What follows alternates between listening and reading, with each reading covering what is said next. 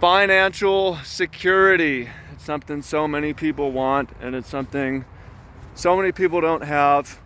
And in this video, we're going to talk a bit about why it's so important, how it's actually maybe more important than you think. We're going to talk a little bit about how culture and society is making things sort of difficult for people, and we're going to talk about what you can do, how you can take control, and give you some tips towards becoming financially secure, at least really improving your financial situation, giving you room to breathe a little bit, giving you a little bit of spending money, reducing your stress load when it comes to money, just improving your financial situation. And yeah, so welcome in, fam. Much love, Trav here. This is something we've been talking about and something that we're going to continue to talk about, and especially as a man, especially looking forward to adulthood, parenthood, partnership. The financial responsibility is going to be pretty heavy, and this is one of the reasons why people, and we have to take these studies with a grain of salt because it's self-reported happiness studies. People have a hard time saying how happy they really are or knowing what to say, but if we take the studies at face value, people are less happy today than they were in the 1970s. Men are less happy, women are less happy, even though women have more opportunity now than the 1970s. They're less happy. Why is that? Why is it that in the United States of America, and this was pointed out in the comments, women are more happy without ever having kids, on average, than having kids? Is it because it's bad to have kids? The kids make you unhappy? It's about the economics, because we see that in places where there's a lot of support, government support, state support, or better economic situation for the mothers. Mothers tend to be happier than women who never have kids. So point is, man, like, if you're a woman, you got to get your money together if you're gonna be happy to have kids. And men, if you want to provide for your kids, men, if you want to provide for your wife, who's gonna stay at home and nurture and raise the kids at least for the first initial years of their life, then you need to get yourself into a pretty great financial situation. So that's why it matters. It matters. You might not even be seeing that far ahead because you're stressed about paying your own bills. You're stressed about even taking care of yourself. You're stressed about, and as your aging parents, it may become your responsibility to take care of your parents, pay for their care as well. Life is expensive. And now we're not even talking vacation, travel, luxury, hobbies. We're talking the absolute basics. It's a struggle, and societally, it's because the true cost of living has gone up, and the true cost of pay has stayed the same or gone down. So, in flashback to my parents' generation, 1960s, 1970s. We're talking 20-year-old couples getting married, buying houses, and starting families, and that was normal. And that's just not affordable to most people today. So this isn't going to work for all of you. It's not going to be a solution for all of you because it's an economic, societal problem.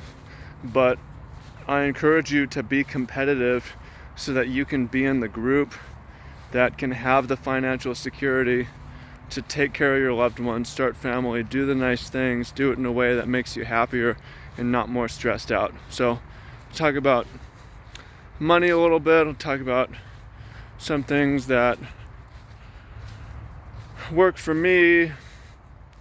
There's plenty of advice out there on making money or being rich or being wealthy. I'm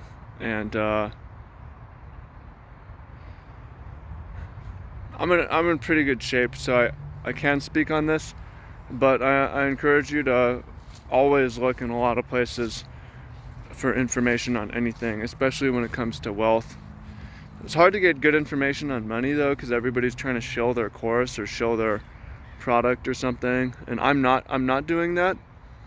I guess I'm opening up to like life coaching, but I'm not showing like a make money opportunity or anything like that. I'm going to give you some basic principles. One, provide a huge amount of value, whether you're in a job or whether you're self-employed, whatever it is, like provide a huge amount of value. The first thing focus is on giving and helping and providing. That's where you start. That's not where you stop though, but you can't make a lot of money, or it's hard to make a lot of money if you're not providing a lot of value. Hard work is a part of it, but hard work is only one part. It's amplifying your work, focusing on what you're paid the most for, what you're the best at, what comes easily to you, what people point out you're good at, these sorts of things. Focus on those sorts of things. You have to be able to negotiate and make a sale. If you're employed, negotiating with your boss, supervisor, once a year, a good habit to have. If you're in self-employed, periodically raising your rates, but making sure that your rates are competitive. Those are some important things. Organization, this is something that probably has helped me more than anything, just getting really organized on your finances. Make yourself a Google Doc, a spreadsheet, update it every month keep track of your what your net worth is month to month. Look every month. This is the minimum. You can do it every day, but every month is the minimum. Look at how much money you have in the bank. Look at what your debts are. Look at what your various assets are worth. Look at what your various liabilities are worth. Keep track of your net worth. Make sure it's going up, not down.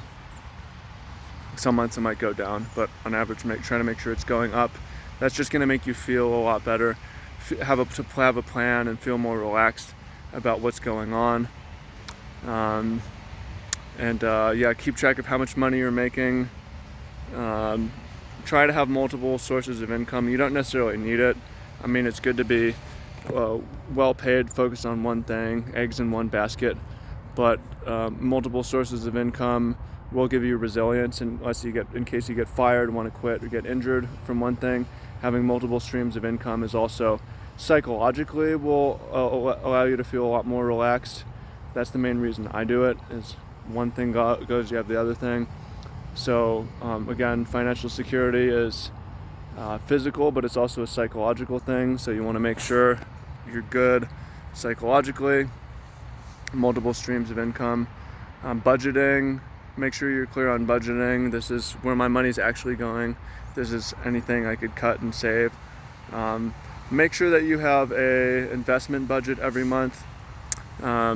If something that helps with financial security is really reading, understanding, diving into the history a bit about money, diving in a little bit into the history and different principles and ideas and theories of economics, following the world events a little bit. Those things will make it easier to understand what's going on.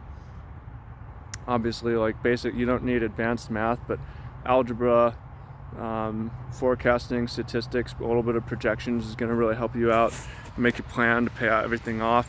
Money is the language of math. Math is the language of money. So that's super important. But yeah, make sure you have an investment budget. How much money do you need saved in cash? At least 3 months, 3 to 6 months. You don't necessarily need more than that. Especially if your investments, you could liquidate them if you really needed to. The more that you have saved though, the more that you have opportunity to just do whatever, and less stress. So you want to make sure you've got at least like 3 months of bills and everything. So if it costs you, if your rent's $1,000, your food's $1,000, your spending is $1,000 and everything, 3 months, You have to spend at least $3,000 a month. Make sure you have at least $10,000 in the bank. You don't need more than $20,000 in the bank though. If you have less than that, you want to work up with that. You want to make a plan to start saving. Once you're at the 10,000 or whatever that level is, start setting aside money to. One thing is pay off high interest debts, and that's a lot of what the advice you're going to get from the low risk sort of people. But I'm a big fan of, at this day and age, when, if you look, there is a lot of inflation, there is a lot of asset inflation. That for instance, Bitcoin, save and invest and put money into Bitcoin. There's other things you can put it into. You can put it into real estate, you can put it into stocks, you can put it into index funds. Past history is no prediction of the future, but Bitcoin has on average grown by 200% a year.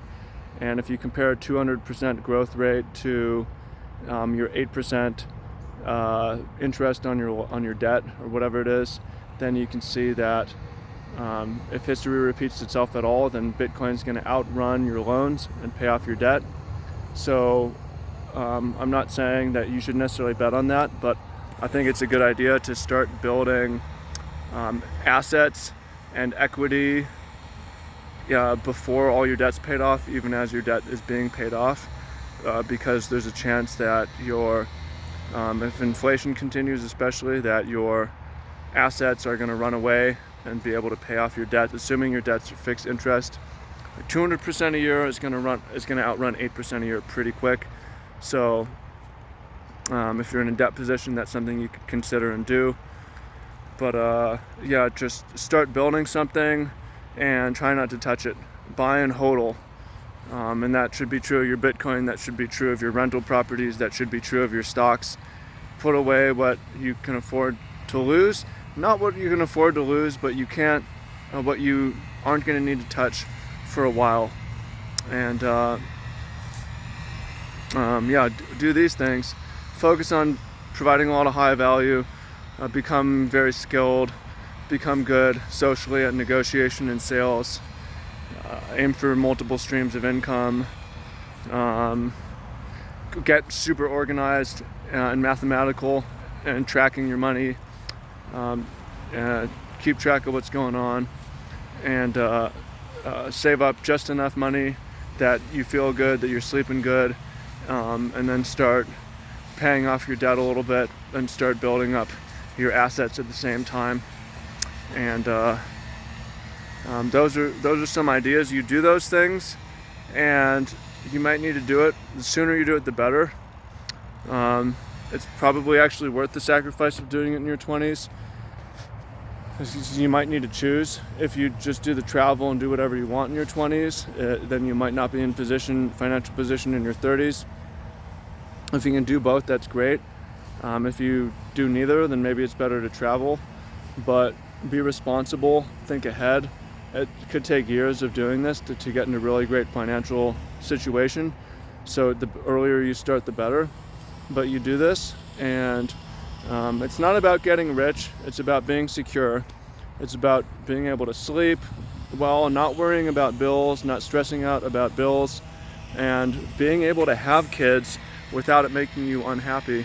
Being able to take care of your mom if you need to, being able to support your partner while she stays home with the kids, if that's what you decide that you want to do.